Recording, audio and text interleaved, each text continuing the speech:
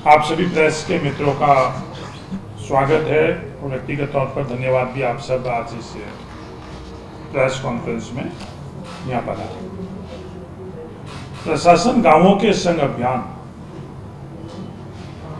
गांधी जयंती के दिन 2 अक्टूबर से राजस्थान में इसकी शुरुआत होगी। प्रशासन गांवों के संग में 21 विभाग के कार्य हर ग्राम पंचायत स्तर के ऊपर ये शिविर लगाकर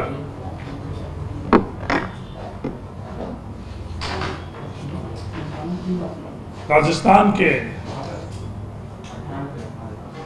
गांव में रहने वाले प्रत्येक नागरिकों को तमाम विभाग के द्वारा उन शिविरों के मार्फत से उनका कार्य और राहत ज़्यादा से ज़्यादा कैसे पहुंच सके, इस मंशा से ये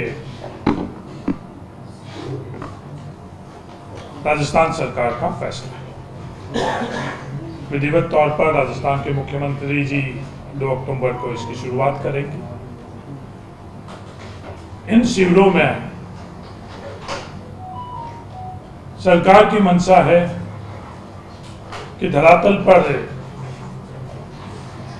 जो राजस्थान के ग्रामीण अंचल में रहने वाले नागरिक हैं, उनकी आवश्यकता के अनुरूप इन शिविरों के माध्यम से कार्य हो। कुछ तब्दीली नियमों में कुछ जो शक्तियों का ट्रांसफर करना था वो भी हमने पिछले दिनों के अंदर किया और एक ऐतिहासिक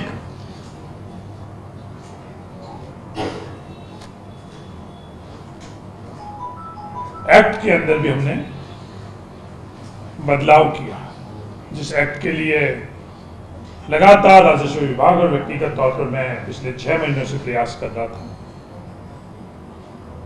विधानसभा के अंदर उसको पास कर लिया। इन शिविरों के अंदर इसको हम लोग लागू करवाएंगे। राजस्थान भू राजस्व अधिनियम 1956 की धारा 98 के तहत गांवों में रहने वाले जो परिवार थे, उन लोगों को अस्थायी तौर के ऊपर बाड़े का अलॉटमेंट हुआ करता था। उन बाड़ों का स्वामित्व आज आजादी के बाद में लगातार उनका स्वामित्व उनका था, पर नियमों में उनका स्वामित्व नहीं था। उन बाड़ों के अंदर कई लोगों ने, कई परिवारों ने पक्का निर्माण भी किया हुआ था। परिवार बड़ा होने के कारण, बंटवारे के कारण आवासीय तौर पर भी उसका इस्तेमाल हो रहा है और दूसरे तौर पर भी उनका इस्तेमाल, पर जो नियमों के अंदर उनके पास अधिकार नहीं, उनका स्वामित्व नहीं, खातेदारी का अधिकार भी उसके ऊपर लागू नहीं हो रहा। तो उस एक्ट के अंदर बदलाव कर अब राजस्थान के तमाम ग्रामीण अंचल में रहने वाले जो परिवार है, जिनको सरकार की तरफ से वो बाड़े अलॉट हुए हैं, उनको उनके स्वामित्व का अधिकार भी मिलेगा। इसके अलावा जो राजस्व विभाग का कार्य है, उदाहरण के तौर पर रस्तों के संदर्भ में मौके के ऊपर रास्ते अलग है और राजस्व रिकॉर्ड के ऊपर रास्ते अलग है। उनके ट्रांसफर जैसे फैसले भी इन शिविरों के माध्यम से करे जाएंगे। पहले बड़ी तादाद के ऊपर नकल अपने खातों के लेने की इन शिविरों के माध्यम से हम लोगों ने देखा ये कार्य होता था। पर आज मैं आप लोगों के सामने बैठा हूँ, 300 से ज़्यादा तहसीलें राजस्थान की ऑनलाइन हो चुकी। अब कोई भी व्यक्ति अपने खाते की नकल या नक्शे की नकल कहीं भी बैठकर दुनिया के अंदर ऑनलाइन ले सकता है।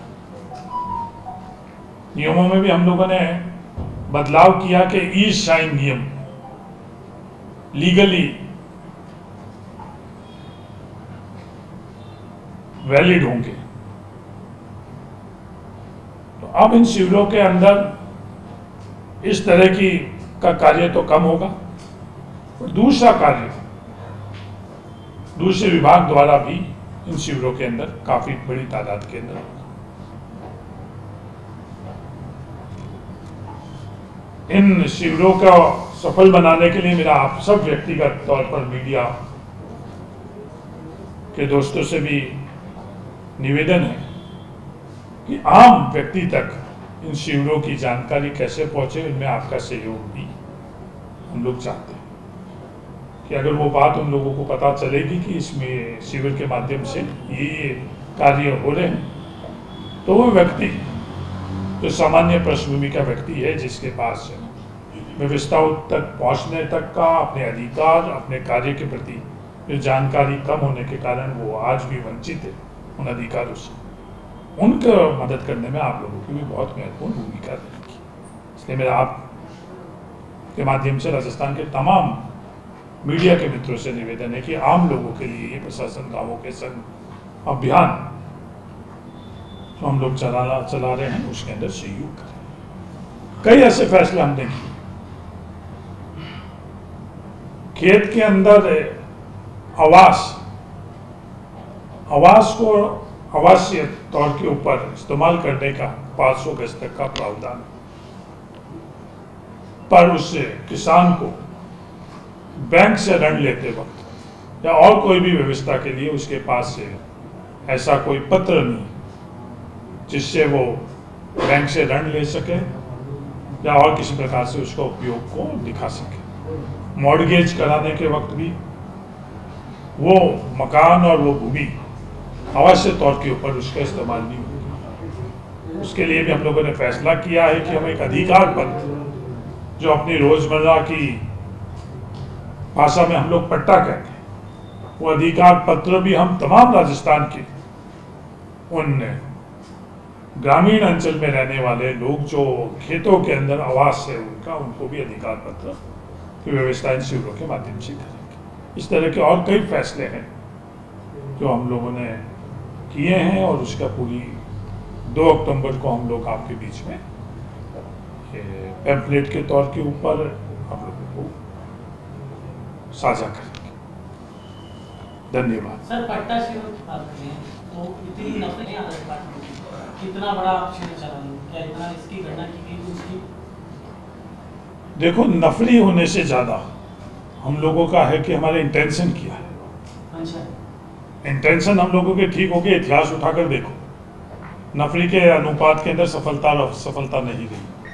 जिनके इंटेंशन सही रही हैं, संख्या कितनी भी कम क्यों नहीं रही। आज हम लोगों के पास कोरोना के वक्त के अंदर नफरी बहुत कम थी अनुपातिक तौर पर जो आवश्यकता थी, और जितना हम लोगों के पास में स्वास्थ्य क्षेत्र के अंदर डॉक्टर और कर्मचारी थे, उनके इंटेंशंस बहुत थे, हौसले उनके बहुत थे, तो इतनी बड़ी महामारी के अंदर भी हम लोग बहुत सही ढंग से उसका मुकाबला कर सकते हैं। तो जो आपका ये सवाल है कि नफरी के अनुपात में कार्य, नफरी के हौसले और उद्देश्य क्या, उसके से ही कार्य सफल। नहीं, सेटलमेंट डिपार्टमेंट का needs not regarding the settlement department. ये जो पट्टे का काम है, ये पट्टे का काम रेवेन्यू डिपार्टमेंट का है। पटवारी और वो जो भूमापक है, हाँ, वो वहीं से अपॉइंट होंगे? नहीं, पटवारी और भूमापक सेटलमेंट डिपार्टमेंट से नहीं होते हैं, ये रेवेन्यू बोर्ड से होते हैं। तो सेटलमेंट डिपार्टमेंट का तो बिल्कुल ही अलग काम है, ये रेवेन्यू। अब ये सवाल आपका जो है वो ये है, जितना मैं समझ पा रहा हूँ, कि उसके अनुपात के अंदर हर पटवार हल्के के अंदर पटवारी है या नहीं, उसकी संख्या में बात करें तो कोई भी राजस्थान के अंदर पटवार हल्का नहीं है जिसमें पटवारी नहीं है। अब कई पटवारियों को अपने साथ साथ एडिशनल चार्जेस भी दिए हुए, कई IAS भी है, कई मंत्री भी है जिनको एडिशनल चार्जेस दिए हुए, बहुत बेहतरीन ढंग से वो अपना कार्य कर रहे हैं। प्रधानमंत्री जी के पास एडिशनल विभाग बहुत है, देश के तमाम मुख्यमंत्री के पास एडिशनल विभाग बहुत है और बेहतरीन से बेहतरीन कार्य हम लोग देख रहे हैं। जोहड़ भूमि पर जो और भूमि पर आवासीय का जो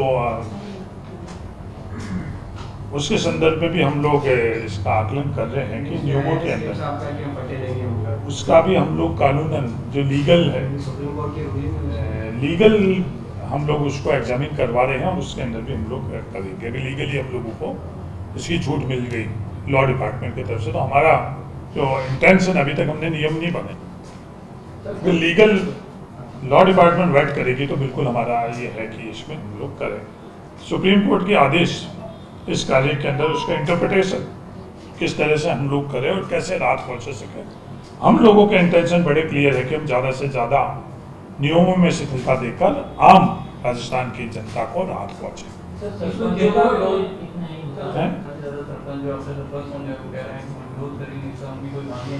देखो, आम लोगों तक जब कभी भी कार्य, ताकत, अधिकार की बात होती है, जो व्यवस्था के अंदर विरोध के स्वर होते हैं, जो प्रभावशाली लोग हैं, स्थापित लोग हैं, उनके लिए फैसला होता है जब कभी भी विरोध किसी प्रकार का हमें नहीं दिखता। आज कॉर्पोरेट्स के लिए कोई फैसला हो रहा है तो कोई भी वर्ग उसका विरोध कर रहा है? नहीं, देश में कोई नहीं कर रहा। आम लोगों को राहत पहुंचाने के लिए कोई भी कदम हो रहा है, मेरा हर वर्ग से ये निवेदन है कि आप भी इसको, इस पवित्र कार्य के लिए सहयोग करें। हाँ, आप लोगों की मांगे जायज होगी, पर जब आम राजस्थान के नागरिकों के लिए कार्य हो रहा है तो इस पुनीत कार्य के अंदर आप भागीदार तो, आप लोगों के अधिकार का और कोई अवसर के ऊपर आप अपने अधिकार सरकार से मनाने का प्रयास करना, मेरा तमाम वर्गों से आप लोगों के माध्यम से ये निवेदन। बदलाव में मेरी कोई भूमिका नहीं रही, मैं एक सामान्य ऑब्जर्वर था वहाँ, CLP के अंदर ऑब्जर्वर के तौर पर मैं वहाँ गया विधायक दल की बैठक के अंदर, और हम लोगों की ये एक तरह का ट्रेडिशन रहा है कि जो ऑब्जर्वर जाता है, नई जो भी मुख्यमंत्री हैं उनके शपथ ग्रहण समारोह में और कैबिनेट मंत्रियों के शपथ ग्रहण समारोह में जाना, तो मेरा बड़ा लिमिटेड रोल उसमें रहा कि मैं CLP के अंदर एज ऑब्जर्वर वहाँ गया और वहाँ तमाम लोगों ने ये फैसला किया। ये है सर कि ये अभी तक कहा जा रहा था कि दिल्ली कांग्रेस में बहुत कमजोर है, डिसीजन नहीं ले पाते, तो लगता है कि सियासी संदेश गया है अन्य राज्यों के लिए पंजाब के? नहीं, ये सवाल कौन उठाता है? ये सवाल किस एजेंडा के मार्फत से उठाया जाता है? कांग्रेस का नेतृत्व मजबूत था, मजबूत है और भविष्य में भी इससे ज्यादा मजबूत होकर। सर, आप नेतृत्व मजबूत की बात कर रहे हैं, पंजाब में जो भी हुआ, आपको लगता है कि अमरिंदर सिंह नाराज हो गए, बयानबाजी सोशल मीडिया में करने लगे, सारी जो हुआ जिस तरीके से हुआ, आपको लगता है वो सही? ये डेमोक्रेटिक ढंग से हुआ। हर व्यक्ति ये चाहता है कि जहाँ मैं हूँ वो मेरे स्पेस बरकरार रहे और मुझे अतिरिक्त स्पेस मिले, ये एक ह्यूमन टेंडेंसी। पर कांग्रेस पार्टी ने कैप्टन अमरिंदर सिंह जी को बहुत अवसर दिए। पंजाब के विधायक ये चाहते थे, उनके जो कारण था वो भी लॉजिकल था कि हमें नेतृत्व परिवर्तन की आवश्यकता है, और वो उसकी इजाज़त कांग्रेस पार्टी के शीर्ष नेतृत्व ने उनको दी। फिर उन्होंने CLP के अंदर विधायक दल की बैठक के अंदर सर्वसम्मति से प्रस्ताव पारित किया कि हमारे राष्ट्रीय अध्यक्षा सोनिया गांधी जी जिसको भी मुख्यमंत्री बनाना चाहती है। नहीं, ह्यूमिलेट किस तरह से किया गया? क्या विधायकों ने इसकी मांग नहीं की? आज डेमोक्रेटिक कंट्री में हम लोग रह रहे हैं, डेमोक्रेसी के अंदर के जिनकी वॉइस है, क्या उनको हम लोग अवसर नहीं दें? आज पार्टी ने तो ये तय नहीं किया। और शब्दावली यूज की अमरिंदर सिंह जी ने, पार्टी के खिलाफ एक्शन का मन बना रही है, पार्टी से बाहर है, पार्टी देखो ये मेरा प्रियोगेटिव नहीं है। मैं वहाँ किसी प्रभारी के तौर के ऊपर या पार्टी में निर्णय ले लूँगा, मेरा बड़ा लिमिटेड सा वहाँ ये रोल था ऑब्जर्वर के तौर के ऊपर, तो ये इस सवाल का जवाब मैं नहीं देगा। सर, आप ऑब्जर्व करके आए तो राजस्थान में क्या ऑब्जर्व कर रहे हैं? आप कुछ ऑब्जर्व कर रहे हैं? मंत्री सर, यहाँ पे भी गुटबाजी की तस्वीरें सामने आ रही है। बात देखो, ये कांग्रेस पार्टी है, ये हम लोगों का भारत, आइडिया ऑफ इंडिया क्या है? कि हम लोगों की अपनी सोच साझा करने की व्यवस्था सर मुख्यमंत्री पर सीम हाँ सर बोलिए। नहीं मैं सवाल करने का तो अधिकार है सबको है। पहले ये है कि भाई एक का सवाल का जवाब दे दूं फिर दूसरा वो है ना, ठीक है। नहीं, अगर आप चाहो तो आप नहीं चाह रहे हो कि इनका नहीं देना तो मैं फिर आपका शुरू कर लूं। तो ये अपनी बात रखने का ये हर जगह व्यवस्था है। आप लोग भी अपनी कोई भी स्टोरी अपने मीडिया हाउस में रखते हैं, ये आपको अधिकार है। पर उसको पब्लिश करने का, उसको दिखाने का अधिकार एडिटर्स को है या जो भी व्यवस्था उनका है। पर आपको ये तो अधिकार है कि अपनी बात जो भी स्टोरी है उस पर काम कर सकते हो, काम कर रखना। अब आप ये सवाल करोगे कि भाई हमने अपनी स्टोरी बना दी, उस पर हमने मेहनत करी है, वो दिखाया क्यों नहीं जा रहा। तो ये अधिकार जो भी वहाँ अधिकृत लोग हैं, जो व्यवस्था उनके पास। तो हमारे राजस्थान के अंदर भी, पंजाब के अंदर भी जो कोई आंतरिक तौर पर कांग्रेस की ये व्यवस्था है कि अपनी बात रखने के लिए संगठन में व्यवस्था। मेरे को कुछ भी लग रहा है तो हमारे यहाँ प्रदेश अध्यक्ष है गोविंद डोटासरा जी, उनको मैं साझा करता हूँ संगठन के तौर पर। हमारे प्रभारी अजय माकन जी वो सबकी बात सुनते हैं। सर राजस्थान की स्टोरी बाहर कैसे आ रही है? आप कह रहे हो आंतरिक लोकतंत्र है, अंदर नहीं, स्टोरी बाहर कौन ला रहा है? सारी बाहर आ रही है। नहीं पता नहीं। स्टोरी तो मेरे बाहर जो आ रही थी पंजाब में, वो मैं बिल्कुल ही स्टोरी बाहर के पिछले अखबारों का आप देख कर लो, जो स्टोरी जा रही थी और जो हुआ वो तो बिल्कुल ही 180 डिग्री के अंदर अलग है। तो स्टोरीज और रियलिटी के अंदर भी थोड़ा सा फासला होता है। सर अभी तो स्टोरी देने वाले उनको पता रहेगा कि वो ऑथेंटिक चीज क्या है। पंजाब में जो बदलाव हुए आपको लगता है रही है पार्टी भीतर कई सेक्शन ठीक है? राजस्थान और पंजाब के अंदर अंतर है। राजस्थान के जो विधायक हैं और राजस्थान के मुख्यमंत्री अशोक गहलोत जी के साथ बहुमत के विधायक 100 से ज्यादा विधायक अशोक गहलोत जी के साथ, तो किसी भी प्रकार से हम ये चीज को रिलेट नहीं कर सकते।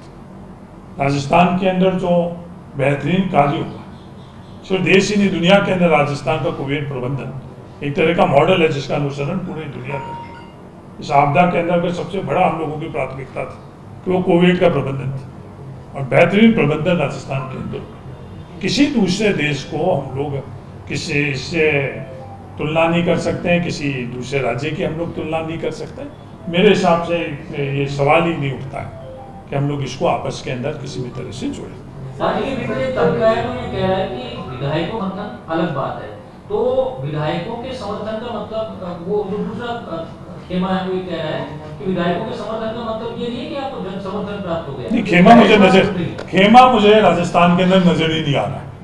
अपने मत होते हैं, नहीं आपको एक नहीं डेमोक्रेटिक मत होते हैं, एक व्यक्ति के भी कई मत हो सकते हैं, मतों में परिवर्तन भी हो सकता है।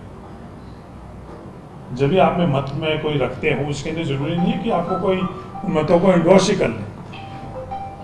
तो ये व्यवस्था हम लोगों के अंदर है कि अपने मत रखने की व्यवस्था कांग्रेस पार्टी के अंदर है।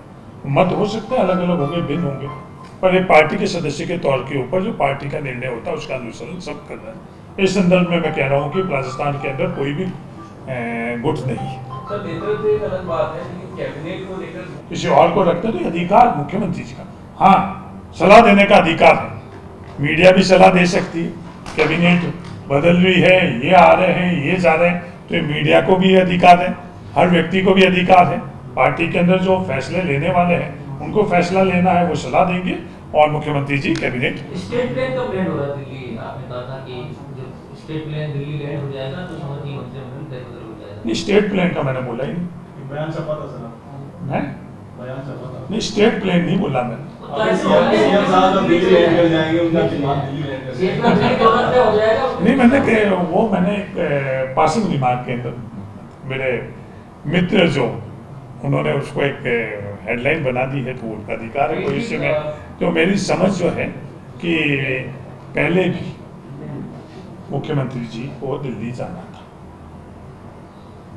और उनके स्वास्थ्य ठीक नहीं होने के कारण वो दिल्ली नहीं जा सके। ये दिल्ली जाकर और निरंतर, ये सिर्फ राजस्थान तक ही अशोक गहलोत जी सीमित नहीं है, राष्ट्रीय स्तर के ऊपर भी कई निर्णयों के अंदर उनका अनुभव के आधार के ऊपर उनकी सलाह रहती है, उनकी भागीदारी रहती है। तो जब दिल्ली जाएंगे तब इनके बारे में वो आपस में चर्चा कर लेंगे और वो उन लोगों को फैसला कर लेंगे। उसमें हम लोगों को जो राजस्थान के अंदर कोई भी एक कैबिनेट मंत्री के तौर के ऊपर मेरा अधिकार नहीं है इसके बारे में। सर आपको क्या लगता है पर्सनली, क्योंकि आप ऑर्गेनाइजेशन को बार एंडोर्स नहीं, मैं ऑर्गेनाइजेशन का मेरा बड़ा लिमिटेड रोल है आज के समय में। मैं सिर्फ AICC का मेंबर हूँ, बस ये मेरा रोल। मैं ऑर्गेनाइजेशन में आज जब मैं आपसे बात कर रहा हूँ, मेरे पास ऑर्गेनाइजेशन के अंदर कोई पद नहीं है, मेरे को कोई भी अधिकृत नहीं किया। क्या सर ऐसा कुछ सच्चाई है कि राहुल गांधी, प्रियंका गांधी अब पंजाब के बाद राजस्थान के मसलों को सुलझाने के लिए बैठकें कर रहे हैं? सचिन पायलट 2 बार एक सप्ताह में मिले हैं, कुछ ऐसा ही? देखो, मैंने तो सचिन पायलट जी को देखा, अब मिलने वाले और देखने वालों को ही पता। मैं इसके बारे में कैसे कह सकता हूँ कि भाई 2 बार मिले हैं, 3 बार मिले हैं। सचिन पायलट जी हमारे परिवार के सदस्य, राहुल गांधी जी और प्रियंका गांधी जी भी हमारे परिवार के मुखिया, तो उनका मिलना तो स्वाभाविक तौर के अंदर मिलेंगे। और सचिन पायलट जी की सेवाएं कांग्रेस के अंदर पहले भी थी, आज भी है और निरंतर आगे भी रहेगी। उसके ऊपर कोई भी किसी भी प्रकार के संशय किसी को नहीं होने चाहिए। हरीश जी, अब राजस्थान सरकार के तो हिस्सा हैं, यहाँ की सरकार के मुखिया की तबीयत कैसे प्रभारी है? देखो, मैं अब अगर तबीयत का क्या इस समय स्टेटस है? अनफॉर्चुनेटली मेडिकल एक्सपर्ट में नहीं हूँ। आपकी सरकार के मुखिया का क्या तबीयत आपको नहीं पता है? अनफॉर्चुनेटली मेडिकल एक्सपर्ट में नहीं हूँ, और तबीयत के संदर्भ के अंदर जो स्थितियाँ थी, जो भी मेडिकली जानकारी रखते हैं, उन्होंने से जब मेरी खुद की चर्चा हुई कि बहुत स्थिति गंभीर स्थिति स्तर पर चली गई थी, अगर तत्कालीन ये बात पता नहीं चलती और ऑपरेशन नहीं होता तो कुछ बड़ा कॉम्प्लिकेशन भी हो सकती थी। आज जब लेटेस्ट आप मेरी बात कर रहे हो, तो मेरे किसी मेडिकल एक्सपर्ट से उनके स्वास्थ्य के संदर्भ में मेरी वार्ता नहीं हुई। जब मेरी वार्ता नहीं हुई तो मैं किस समस्या आपको बता सकता हूँ कि उनकी तबीयत कैसी। हरीश जी, बाड़मेर एनकाउंटर में क्या आपको लगता है CBI में मामला चल रहा है? देखो, जांच एजेंसी वो कर रही है, जांच कर रही है। मैं देखो, जांच एजेंसी जब जांच कर रही है, मेरा तो ये सार्वजनिक तौर के ऊपर भी ये कहना था कि किसी को भी इस संदर्भ के अंदर कोई संशय है तो जांच एजेंसी के सामने जाकर अपनी बात रखें। और देखो, दिल कहना अलग चीज होती है और जो हकीकत होती है वो अलग चीज होती है। कई बार हकीकतों से परे दिल कहता है। हकीकत क्या, मुझे पता है कि सत्यमेव जयते। हरीश चौधरी, कोई भी एजेंसी, चाहे वो CBI हुई, चाहे कोई भी सरकारी एजेंसी हुई, चाहे कोई पत्रकार मित्र हुई, चाहे आंतरिक तौर पर कोई भी राजनीतिक संगठन या किसी संगठन का व्यक्ति जाकर इसका अनुसंधान कर सकते हैं। ये मैंने निवेदन, जब ये बात आई उस वक्त भी कहा, मैंने सामाजिक तौर के ऊपर भी कहा कि कोई भी जाकर जांच कर ले। किसी भी संदर्भ में मेरा सार्वजनिक जीवन, कोई भी पुलिस अधिकारी से कभी भी किसी भी संदर्भ में अगर हरीश चौधरी ने कहा किसी भी बात के लिए कि आप ये गलत काम करो, तो उसकी भी जानकारी कोई भी ले सकता है। और कहीं भी अगर मैंने किया तो उसका फैसला वो व्यक्ति कर सकता है। सर, आपकी पार्टी के विधायक लगे थे आपके खिलाफ, वो कहते रहे प्रजापति जी कि भाई हरीश चौधरी जी कर रहे हैं। मैंने तो कहीं नहीं सुना मदन प्रजापति जी को ये कहते हुए हरीश चौधरी कर रहे हैं। उन्होंने कई बार सार्वजनिक रूप से नहीं, मैंने नहीं सुना।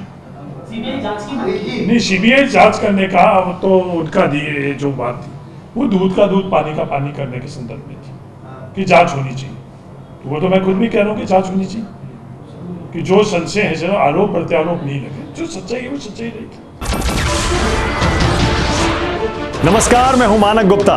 अगर आपको हमारा ये वीडियो पसंद आया हो तो इसे लाइक और शेयर जरूर करें, और हाँ, हमें सब्सक्राइब और फॉलो करना ना भूलें ताकि आप देश और दुनिया की कोई खबर मिस ना करें। तो जुड़े रहिए हमारे साथ और देखते रहिए News 24।